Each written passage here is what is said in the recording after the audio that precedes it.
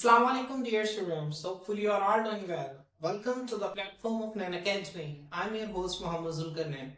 तो स्टूडेंट्स आज के इस वीडियो के अंदर हम 9th क्लास बायोलॉजी जो हमारी न्यू बुक है उसका नेक्स्ट टॉपिक स्टार्ट करेंगे जिसका टाइटल है domains of living organisms. Students हमने इससे पिछले लेक्चर के अंदर देखा कि एक साइंटिस्ट थे 1977 के अंदर कार्ल बोस, उन्होंने एक नया टेक्सोन किंगडम से ऊपर मुतारिफ करवाया जिसे डोमेन का नाम दिया गया। अब 3 डोमेन्स हैं, डोमेन आर्की, डोमेन बैक्टीरिया और डोमेन यूकैरिया। तो स्टूडेंट्स जो सबसे पहला डोमेन है ना डोमेन आर्की, हम आज इसको स्टार्ट करेंगे। स्टूडेंट्स आपने ज़हन में रखना है कि हम डोमेन आर्की के अंदर ये सबसे पहले देखेंगे कि ये जो नए बैक्टीरिया है ना, जो आर्की और बैक्टीरिया, इसके अंदर जो फर्क है, जो डिफरेंसेस हैं, आखिर ये कौन कौन से फर्क है जिसकी वजह से आर्की को अलग किंगडम में रख दिया गया और बैक्टीरिया को अलग किंगडम में रख दिया गया। है दोनों प्रोकैरियोट्स, इसमें भी बाधे न्यूक्लियस नहीं है, इसमें भी बाधे न्यूक्लियस नहीं है, लेकिन इसके अंदर आकर कौन कौन से फर्क है जिसकी वजह से इनको अलग किया गया है, इनको सेपरेट किया गया है, हम उनको देखेंगे। और आर्की के जो जानदार हैं, जो आर्की बैक्टीरिया हैं, इनकी क्या क्या खसूसियात हैं, हम इनका मुताला करेंगे। तो स्टूडेंट्स आए लेक्चर को स्टार्ट करते हैं। बुक की जो सबसे पहली नाम है they are the most primitive organisms. Students primitive कहते हैं इब्तदाई को, ठीक है। मैंने आपको पिछले लेक्चर में भी बताया था कि जो आर्की बैक्टीरिया हैं अकॉर्डिंग टू साइंटिस्ट ये वो सबसे पहले बैक्टीरिया हैं जो कि दुनिया के अंदर मौजूद थे आज से तकरीबन 4 अरब साल पहले, 4 बिलियन ईयर्स अगो, ठीक है। तब भी ये दुनिया के अंदर मौजूद थे। तो ये इस दुनिया के अंदर पाए जाने वाले जो सबसे इब्तदाई जानदार है ना, उनमें से ये एक है, ठीक है। कौन एक? Archie bacteria. तो ये जो है ये क्या है? मोस्ट प्रिमिटिव ऑर्गेनिजम्स है ऑन अर्थ, पूरा अर्थ पर, जमीन पर जो सबसे इब्तदाई जानदार पाए गए थे उनमें से ये एक है। These are prokaryotes. प्रोकैरियोट्स का मैंने आपको बता दिया था ऐसे जानदार होते हैं जिनमें वादे न्यूक्लियस नहीं होता। तो ये प्रोकैरियोट्स हैं, इनमें वादे न्यूक्लियस नहीं है। Their cell wall is not made of peptidoglycan। Students यहाँ पे ना एक लफ्ज आया सेल वॉल, हम सबसे पहले इसको देखते हैं। स्टूडेंट्स वैसे जो सेल वॉल है ना, हमारा जो नेक्स्ट चैप्टर है ना द सेल, यहाँ पे हम इस सेल वॉल को डिटेल से स्टडी करेंगे। स्टूडेंट्स मैं आपको एक जनरल सा ओवरव्यू दे देता हूँ। हमारे पास एक सेल है ना, जो ये बैक्टीरिया का मैंने एक स्ट्रक्चर ड्रॉ किया है, ये बैक्टीरिया। अब स्टूडेंट्स जो सेल है ना, इसका स्ट्रक्चर इस तरह से होता है कि इसके बाहर एक दीवार होती है, ठीक है, उसे सेल वॉल कहते हैं। बैक्टीरिया के बाहर एक दीवार होती है, उसे क्या कहते हैं? सेल वॉल कहते हैं। फिर उसके अंदर एक और दीवार होती है, उसे कहते हैं सेल मेम्ब्रेन। क्या कहते हैं? Cell membrane. और फिर उसके अंदर जो है वो बैक्टीरिया के अंदर जो चीजें पाई जाती हैं उसके अंदर मौजूद होती हैं। ये यूनिसेलुलर होता है, एक सेल पर मुश्तमिल होता है, ठीक है। आपको यहाँ पे डायग्राम नजर भी आ रही होगी कि जो सेल वॉल है, ये सबसे बाहर वाली जो मोटी लेयर में सेल वॉल है, उसके अंदर जो है बारीक लेयर है वो सेल मेम्ब्रेन है। अब स्टूडेंट्स कोई भी जानदार बैक्टीरिया है ना जो, ठीक है, उसमें भी सेल वॉल और सेल मेम्ब्रेन बहुत जरूरी है, क्योंकि अगर ये मजबूत होंगी सेल वॉल और सेल मेम्ब्रेन, तो बैक्टीरिया जो है वो कुछ नहीं होगा उसको, वो जो है बहुत सख्त कंडीशंस को भी बर्दाश्त कर लेगा। किसी भी बैक्टीरिया की डेथ उस वक्त होगी जब इन दोनों में से कोई एक जो है दीवार, ठीक है, दोनों दीवारें क्या हो जाएंगी? डैमेज हो जाएंगी, खराब हो जाएंगी, फट जाएंगी, ठीक है स्टूडेंट्स, तब जाके हमारे पास एक बैक्टीरिया की डेथ होगी। तो आपने यहाँ तक चीजों को समझना है। अब स्टूडेंट्स हमारे पास, हमने कहा ना कि बैक्टीरिया 2 तरह के हैं, एक है आर्की बैक्टीरिया और एक है यू बैक्टीरिया। तो स्टूडेंट्स हमारे पास जो आर्की बैक्टीरिया है, इसकी जो सेल वॉल है, उसकी कंपोजिशन, उसकी बनावट अलग है। जो हम पढ़ेंगे ना, जो हमारा नेक्स्ट डोमेन है, जिसमें हम कहते हैं कि किसमें किंगडम यू बैक्टीरिया आता है। क्या आता है? किंगडम यू बैक्टीरिया आता है। स्टूडेंट्स उसकी जो सेल वॉल है ना, वो एक चीज से मिलकर बनी होती है, उसे कहते हैं पेप्टाइडोग्लाइकेन। क्या कहते हैं स्टूडेंट? पेप्टाइडोग्लाइकेन। क्या कहते हैं? पेप्टाइडोग्लाइकेन कहते हैं। मेरे से दोबारा रिपीट करें, पेप्टाइडोग्लाइकेन। लेकिन स्टूडेंट्स इसकी जो सेल वॉल है ना, वो पेप्टाइडोग्लाइकेन से मिलकर नहीं बनी होती। इसकी सेल वॉल किससे मिलकर बनी होती है? इसकी सेल वॉल पेप्टाइडोग्लाइकेन की बजाय 2 चीजों से मिलकर बनती है, एक है पॉलीपेप्टाइड्स और एक है प्रोटीन्स। किससे मिलकर बनी होती है? What is made up of, लेकिन मिलकर बनी होती है वेरियस, कहते हैं मुख्तलिफ को, polypeptides and protein. Students polypeptides क्या होते हैं? ठीक है, जब 2 अमीनो एसिड्स है ना हमारे पास, जब 2 अमीनो एसिड्स आपस में मिलते हैं, मिसाल के तौर पे एक अमीनो एसिड ये, एक अमीनो एसिड ये, इन दोनों अमीनो एसिड को जोड़ने के लिए ना, दोनों को जोड़ने के लिए एक बॉन्ड होता है, उसे कहते हैं पेप्टाइड बॉन्ड। क्या कहते हैं? Peptide bond. जिस तरह हमने कहा था ना, हमने केमिस्ट्री के अंदर स्टडी किया था कि 2 एटम्स को आपस में जोड़ने के लिए एक बॉन्ड होता है, ठीक है, जो कि जब एटम्स आपस में मिलते हैं तो उनके दरमियान एक बॉन्ड होता है जो उन्हें आपस में जोड़ के रखता है। इसी तरह स्टूडेंट्स जब ये हमारे पास जो मॉलिक्यूल्स हैं, इस तरह प्रोटीन मैंने आपको पढ़ा था, हमने केमिस्ट्री के अंदर भी पढ़ा है, हमने पिछले चैप्टर के अंदर भी पढ़ा कि जो प्रोटीन है वो अमाइनो एसिड से मिलकर बनती है। तो 2 अमाइनो एसिड जब आपस में मिलेंगे तो उसके दरमियान एक बॉन्ड होगा, उसे कहते हैं पेप्टाइड बॉन्ड, ठीक है। तो स्टूडेंट्स इसी तरह कई सारे अमाइनो एसिड आपस में मिलेंगे तो उनके अंदर कई सारे पेप्टाइड बॉन्ड होंगे, तो जो चेन बन जाएगी ना, इसे हम कहते हैं पॉलीपेप्टाइड। मिसाल के तौर पे आपको बताता हूँ, ये एक अमाइनो एसिड है, उसके बाद फिर ये एक अमाइनो एसिड है, फिर जो आपको गोल गोल नजर आ रही है क्या है? अमाइनो एसिड है। अब इसके अंदर ये पेप्टाइड बॉन्ड है, अब देखें 1 2 3 4 कई सारे इसके अंदर पेप्टाइड बॉन्ड है, तो हम इसे कह सकते हैं पॉलीपेप्टाइड। पॉली का मतलब होता है मैनी, क्या होता है मैनी। तो फ्रेंड्स इसके अंदर बहुत सारे पेप्टाइड बॉन्ड हैं, इसी वजह से हम इसे क्या देते हैं पॉलीपेप्टाइड्स। और स्टूडेंट प्रोटीन्स क्या होती है, प्रोटीन्स यही इन्हीं पॉलीपेप्टाइड्स को तो हम प्रोटीन्स कहते हैं। हाँ जब इन पॉलीपेप्टाइड की लेंथ है ना जो ठीक है वो 1000 2000 या बहुत जब लंबी हो जाए इससे ज्यादा हो जाए तो इन्हीं पॉलीपेप्टाइड को स्टूडेंट्स हम किसका नाम दे देते हैं, हम प्रोटीन्स का नाम दे देते हैं। आपने इसको ध्यान में रखना है। तो जो आर्की बैक्टीरिया हैं इनकी जो सेल वॉल है वो पेप्टाइडोग्लाइकेन से मिलकर नहीं बनी होती। और पेप्टाइडोग्लाइकेन क्या है, ये मटेरियल है, ठीक है, एक चीज का नाम है, ठीक है, हम इसको आगे देखेंगे पेप्टाइडोग्लाइकेन होता क्या है। तो ये चीज का नाम है जिससे बैक्टीरिया, जो सही वाले बैक्टीरिया ना, बैक्टीरिया इनकी दीवारें मटेरियल से बनी होती है, इसे कहते हैं पेप्टाइडोग्लाइकेन। लेकिन जो आर्की बैक्टीरिया हैं इनकी जो सेल वॉल है वो पेप्टाइडोग्लाइकेन से नहीं बल्कि उसकी जगह मुख्तलिफ पॉलीपेप्टाइड और प्रोटीन से मिलकर बनी होती है। ठीक है, तो स्टूडेंट्स होपफुली आपने यहाँ तक समझ में आ गई होगी। अब स्टूडेंट्स आप क्या करें, आपने कैसे याद रखना, पहली लाइन को एज इट इज लिखेंगे, जब आप दूसरी लाइन लिखने लगेंगे तो आप इसमें सेल वॉल की हेडिंग दे देंगे। किसकी हेडिंग दे देंगे, सेल वॉल की। तो बुक पर छोटी सी सेल वॉल की हेडिंग बना लें। फ्रेंड्स उसके बाद अगली लाइन में आप हेडिंग देंगे आरएनए की, ठीक है, आर स्मॉल आर है, इसे कहते हैं राइबोसोमल आरएनए। मेरे साथ पढ़े क्या कहते हैं इसे, राइबोसोमल आरएनए कहते हैं। ठीक है स्टूडेंट्स, अब ये लफ्ज आप लोगों के लिए नया, हम इसको देखते हैं। स्टूडेंट्स हमारे पास ना एक होता है डीएनए और एक होता है आरएनए। डीएनए का मतलब मैंने आप लोगों को बता दिया था, डीऑक्सीराइबोन्यूक्लिक एसिड। क्या था, डीऑक्सीराइबोन्यूक्लिक एसिड। आरएनए का मतलब स्टूडेंट्स क्या होता है, आरएनए कहते हैं राइबोन्यूक्लिक एसिड। किसे कहते हैं, राइबोन्यूक्लिक एसिड। अगर इसके पीछे ये लगा दिया जाए ना डीऑक्सी, तो ये क्या बन जाएगा, ये डीएनए बन जाएगा। तो डीएनए के ठीक है, अब यहाँ पे होता क्या है स्टूडेंट्स, आरएनए का मतलब होता है राइबोन्यूक्लिक एसिड। ठीक है, डीएनए मैंने आपको बताया था ये हमारा विरासती मादा है, हमारे जिस्म के अंदर मौजूद होता है। हमारे जिस्म को बनाने की जितनी भी मालूमात है वो डीएनए के पास होती है। किसके पास होती है स्टूडेंट्स, डीएनए के पास होती है। स्टूडेंट्स डीएनए से ही, डीएनए की तरह का ही और चीज है जिसका नाम है आरएनए। ठीक है, ये हमारे जिस्म के अंदर ना मुख्तलिफ काम करता है। ठीक है, इसकी कई इकसाम है, जो आरएनए है ना इसकी कई सारी इकसाम होती है, हम इनको देखेंगे, हम इसको आगे पढ़ेंगे। जो हमारा जब बायोमॉलिक्यूल्स का चैप्टर आएगा ना वहां पे इनको स्टडी करेंगे।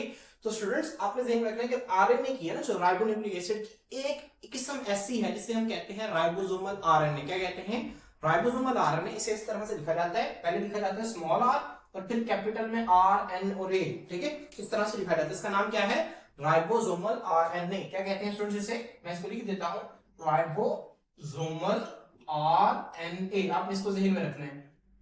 अब स्टूडेंट्स ये क्या करते हैं, राइबोसोमल आरएनए से क्यों कहते हैं, क्योंकि राइबोसोम्स बनाते हैं। क्या बनाते हैं, राइबोसोम्स। स्टूडेंट्स राइबोसोम्स क्या होते हैं, ये सेल के अंदर पाए जाने वाली चीज है। ठीक है, जो कि सेल के अंदर पाई जाती है। हम इससे अगले चैप्टर के अंदर राइबोसोम्स को भी तफसील से पढ़ेंगे, क्योंकि अभी हमने ठीक है तो सेल चैप्टर जो है तीसरा चैप्टर नहीं पढ़ा, इसी वजह से हमें थोड़ी सी मुश्किल हो रही है चीजों को समझने में। लेकिन आपने इनको ज़हन में रखें, राइबोसोम्स का आप नाम याद रखें, आप सिर्फ याद रखें कि आरएनए राइबोन्यूक्लिक एसिड जो है ये क्या है, इसकी किस्म है जिसे हम कहते हैं राइबोसोमल आरएनए। ये राइबोसोम्स को बनाने में इस्तेमाल होती है। ठीक है, तो स्टूडेंट्स आप यहाँ तक ज़हन में रखें। अब स्टूडेंट्स आपने ज़हन में रखना है कि जो इसका राइबोसोमल आरएनए है ना, जो कि प्रोकैरियोट्स है, तो इसका जो यू बैक्टीरिया है उसकी तरह होना चाहिए, उससे मिलना चाहिए था स्टूडेंट्स। लेकिन यहाँ पर भी एक बड़ा फर्क ये आता है कि इसका जो राइबोसोमल आरएनए है वो रिजेंबल का मतलब होता है मुशाबहत रखना, मिलना। वो किससे मिलता है, मोर टू यूकैरियोट्स, वो उन जानदारों से ज्यादा मिलता है जिनमें बाधा न्यूक्लियस होता है। समझ आ रही है स्टूडेंट्स, इनका जो क्या है, इन बैक्टीरिया का जो राइबोसोमल आरएनए है वो उन जानदारों से ज्यादा मिलता है जिनमें बाधा न्यूक्लियस मौजूद होता है। आपने इसको ध्यान में रखना है स्टूडेंट। आप इसमें क्या करेंगे, आप राइबोसोमल आरएनए की हेडिंग बना लेंगे। ठीक है, स्मॉल आर और फिर कैपिटल आरएनए, इसका मतलब क्या है, राइबोसोमल आरएनए। इसकी हेडिंग बना लेंगे और ये लाइन लिख देंगे। ठीक है स्टूडेंट्स, उसके बाद आप हेडिंग बनाएंगे अक्यूरेंस की। इसके स्टूडेंट्स अक्यूरेंस की मैं यहाँ पे लिख देता हूँ OCCURRENCE। अक्यूरेंस की आप हेडिंग बनाएंगे स्टूडेंट्स। अक्यूरेंस का मतलब होता है किसी चीज का पाया जाना। अब हम देखेंगे कि जानदार है ना, जो आर्कियोबैक्टीरिया है, ये कहाँ पर पाए जाते हैं। ठीक है, कहाँ पर ये मौजूद होते हैं। हाँ स्टूडेंट्स, हम इसको देखेंगे। ठीक है स्टूडेंट्स, वो कहते हैं there cell membrane. Students cell membrane का मैंने आप लोगों को बता दिया कि सेल वॉल के अंदर एक दीवार होती है जिसे हम क्या कहते हैं, सेल मेम्ब्रेन कहते हैं। स्टूडेंट्स मैंने आप लोगों को ये भी बताया कि जो सेल मेम्ब्रेन है बहुत नाजुक होती है। मतलब अगर कोई भी, ठीक है, सेल मेम्ब्रेन बहुत नाजुक है, अगर ये खराब हो गई ना, अगर ये डैमेज हो गई तो बैक्टीरिया की डेथ हो जाएगी, बैक्टीरिया मर जाएगा। ठीक है, लेकिन ये जो आर्की बैक्टीरिया ये सेल वॉल बॉडी की जो सेल वॉल के अंदर एक दीवार है ना, बारीक सी दीवार, सेल मेम्ब्रेन, ठीक है, ये नाजुक नहीं होती बल्कि बहुत सख्त होती है, बहुत ढीठ होती है। क्यों, क्योंकि आप इसको सख्त से सख्त कंडीशन के अंदर रख लें ठीक है, लेकिन इसकी सेल मेम्ब्रेन है ना, इसको कुछ नहीं होता। स्टूडेंट्स ऐसा क्यों है, इसकी सेल मेम्ब्रेन को क्यों कुछ नहीं होता? क्योंकि इसकी सेल मेम्ब्रेन के अंदर खास किस्म की चीजें पाई जाती हैं जिन्हें हम लिपिड्स कहते हैं। स्टूडेंट लिपिड्स क्या होते हैं? हमारी खुराक के ना 3 अहम हिस्से हैं जो हम खाते हैं। प्रोटीन्स, आपको पता है गोश्त खाते हैं, कहते हैं गोश्त से हमें प्रोटीन्स मिल रहे हैं, ठीक है। हम रोटी खाते हैं, रोटी से हमें कार्बोहाइड्रेट्स मिल रहे होते हैं। उसके बाद स्टूडेंट्स हमारे पास एक है लिपिड्स, हम इसको भी आगे देखेंगे, हमारे चैप्टर के अंदर लिपिड्स का प्रॉपर जिक्र है। स्टूडेंट लिपिड्स क्या कहते हैं? लिपिड्स हम कहते हैं फैट्स को, जिस जो हम घी खाते हैं, जो ऑयली चीजें खाते हैं, तली हुई चीजें खाते हैं, इनके अंदर लिपिड्स होते हैं, ठीक है। तो स्टूडेंट्स ये लिपिड्स हैं। अब इन लिपिड्स जो हम खाते हैं ना, इनसे हमारे जिस्म के अंदर जाकर कई सारी चीजें बनती हैं। तो उनमें स्टूडेंट्स वो जो लिपिड्स है ना, ठीक है, जिन्हें हम फैट्स भी कहते हैं, तो इनकी सेल मेम्ब्रेन के अंदर खास किस्म के यूनिक लिपिड्स होते हैं, खास किस्म के लिपिड्स होते हैं जो कि क्या करते हैं, इन बैक्टीरिया को सख्त कंडीशन, सख्त हालात में रहने के काबिल बनाते हैं। आपने इसको ध्यान में रखना है। इसके जो सेल मेम्ब्रेन है कंटेन यूनिक लिपिड्स। इसके सेल मेम्ब्रेन में क्या होते हैं? खास किस्म के लिपिड्स होते हैं which enable जो कि इन्हें काबिल, enable का मतलब होता है काबिल बनाना, which enable them जो कि इन्हें काबिल बनाते हैं to live, कि ये रह सकें। कहां पे रह सकें स्टूडेंट्स? इन एक्सट्रीम, एक्सट्रीम कहते हैं इंतहाई को, इसका मतलब होता है आखिरी पॉइंट। एक्सट्रीम एनवायरनमेंट का मतलब होता है सख्त माहौल, ठीक है। जो सख्त हालात है ना, सख्त माहौल है, उसमें ये सर्वाइव कर सके। स्टूडेंट सख्त माहौल से मुराद क्या है? हम सख्त माहौल से मुराद देखते हैं hot spring. Student hot springs का क्या मतलब होता है? स्प्रिंग कहते हैं चश्मे को। चश्मा आपको पता है ना, जमीन से निकलता है, ठीक है, जमीन से, ठीक है, पानी का निकलने से कहते हैं चश्मा। हॉट स्प्रिंग से मुराद है गर्म पानी का चश्मा। अब स्टूडेंट हम क्या करते हैं? पानी को गर्म करते हैं बॉइल करने के लिए, फिर उसे पीते हैं। अब पानी को गर्म क्यों करते हैं? ताकि उसके अंदर मौजूद बैक्टीरिया जो है वो क्या हो जाए, मर जाए। लेकिन स्टूडेंट्स ये इतने ढीठ बैक्टीरिया है कि गर्म करने से भी नहीं मरते। ये हॉट स्प्रिंग्स के अंदर भी पाए जाते हैं। समझ आ रही है? किसके अंदर पाए जाते हैं? हॉट स्प्रिंग्स के अंदर पाए जाते हैं। इतने एक्सट्रीम, मतलब कि खतरनाक माहौल के अंदर भी ना ये सर्वाइव कर सकते हैं, जिंदा रह सकते हैं। तो उसके बाद स्टूडेंट है सॉल्ट लेक्स। स्टूडेंट्स आपने अक्सर देखा होगा कि गोश्त वगैरह को महफूज बनाने के लिए ना नमक का इस्तेमाल किया जाता है, ठीक है।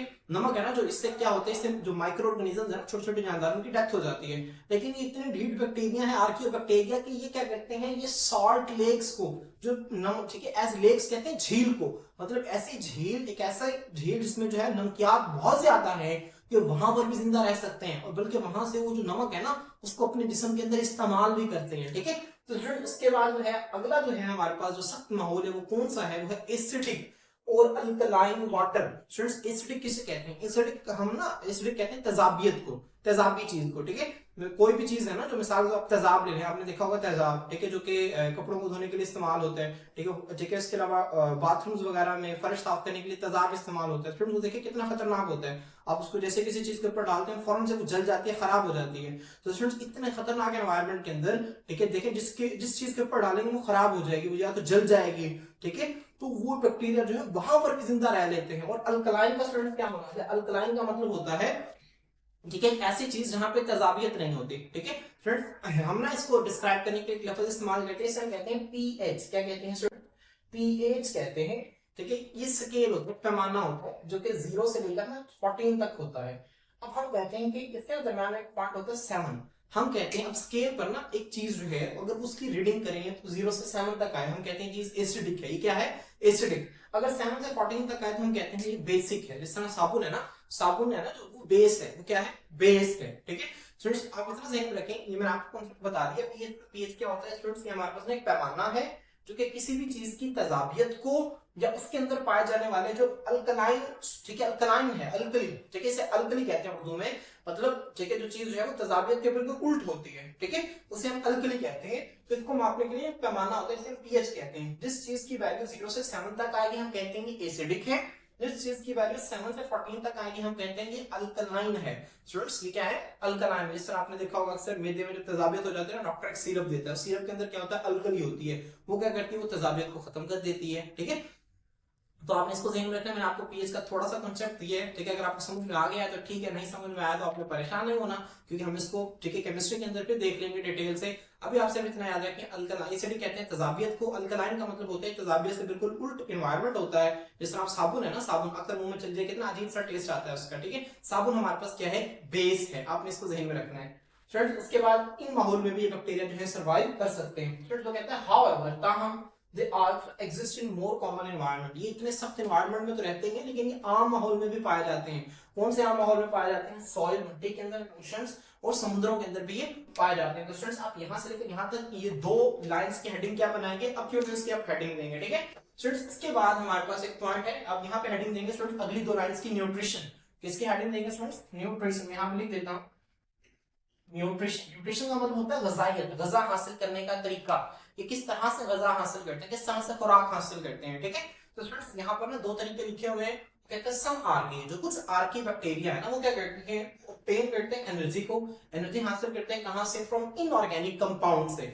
स्टूडेंट्स हमारे पास जो यू बैक्टीरिया ना, जो सही वाले बैक्टीरिया हैं, वो क्या करते हैं, वो ठीक है जिंदा जानदारों को, सब्जियों को, फलों को गला सड़ाकर उनसे जो है वो खुराक हासिल करते हैं स्टूडेंट्स। लेकिन ये आर्की बैक्टीरिया, ये जो एंशिएंट बैक्टीरिया, जो पुराने वाले बैक्टीरिया हैं, जो सबसे दुनिया में प्रिमिटिव ऑर्गेनिज्म है, ये अब देखें ना, जो जिंदा जानदार है वो ऑर्गेनिक है, वो क्या है? ऑर्गेनिक है। लेकिन ये जो सबसे पुराने बैक्टीरिया, ये क्या करते हैं? ऑर्गेनिक से नहीं, ये इनऑर्गेनिक चीजों से। इनऑर्गेनिक का क्या मतलब है? ऑर्गेनिक का क्या मतलब है? हमने केमिस्ट्री के अंदर पढ़ा हुआ है कि ऑर्गेनिक के अंदर कार्बन, हाइड्रोजन और उनके डेरिवेटिव्स होते हैं, जबकि इनऑर्गेनिक के अंदर कार्बन, हाइड्रोजन के अलावा बाकी जितने भी कंपाउंड्स हैं वो इनऑर्गेनिक हैं।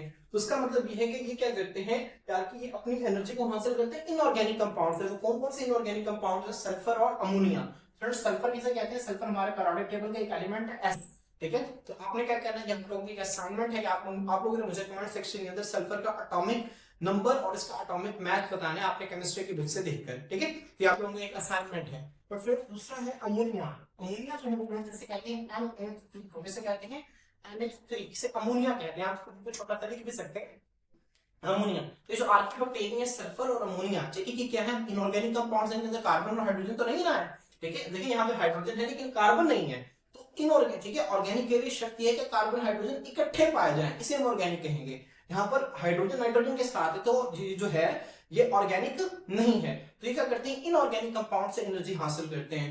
फिर उसके बाद देयर अदर ग्रुप्स, मतलब ये जो आर्की है ना, डोमेन आर्की, इसके अंदर बैक्टीरिया का कुछ ग्रो है, कुछ ग्रुप्स हैं, वो क्या करते हैं? वो फोटोसिंथेसिस परफॉर्म करते हैं। अब स्टूडेंट्स ये फोटोसिंथेसिस क्या होता है, इसको देखते हैं। फोटो का मतलब होता है लाइट, क्या होता है स्टूडेंट्स? लाइट। सिंथेसिस कहते हैं तैयारी को, किसे कहते हैं? तैयारी को।